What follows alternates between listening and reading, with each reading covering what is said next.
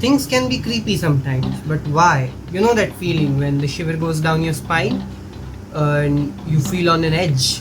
It's not direct threat, it's not panic, it's something else. It's creepy. But that's the strange part about creepiness. It's not just random weirdness. Our brains are actually wired to treat it differently. What feels off or unsettling is really your survival system kicking in.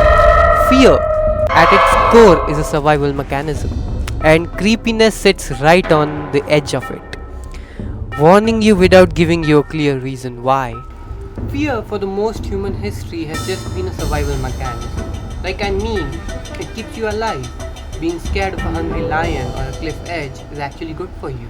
Then there is the other kind of feeling. The feeling we get from something that isn't a direct threat. Like a silent clown. The oddly shaped shadow in your room. It isn't about threat. It's about creepy. The Oxford Dictionary defines creepy as something that makes you feel frightened and nervous. If we dive deep into the science, things get more unsettling. Psychologist Sigmund Freud, way back in 1990, called this phenomena the uncanny. Uncanny. UNCNY. It's when you register something familiarity. You see something that is familiar, which becomes strangely unfamiliar. Like a doll with wrong proportions, a smile that lingers too long. It's when your brain registers familiarity, but then a glitch appears, saying something is wrong.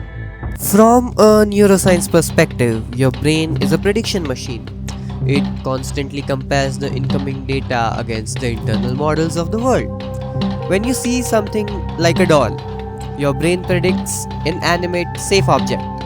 But if it looks like human, it creates a significant prediction error. The visual cues like lifelike eyes, skin texture clashes with the lack of movement and life, creating a signal that your brain's model of reality is flawed. This unresolved ambiguity is crucial. Your brain's threat detection circuits, particularly the amygdala, don't know how to categorize this error.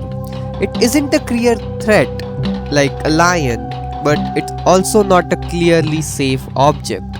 So the system defaults to a state of heightened alert, a low grade fear signal. You consciously know the doll can't hurt you, but your brain's ancient survival wiring is flagging an anomaly. It can't resolve, leaving you with a deeply unsettling, creepy feeling. Then there is something called as Zillman's excitation transfer theory from the 1970s. If you are already feeling on an edge from a sudden noise or something, the lingering psychological arousal, basically the feeling, amplifies your reaction to the next unsettling thing. That means jump scares are worse when you are already primed for it. Arguably, the most famous scientific concept explaining creepiness is the uncanny valley. It describes how our affinity towards robots or virtual characters increase as they become more human-like. But to a certain point, when they reach a state where they are almost human with just minor imperfections, our liking becomes disgusted.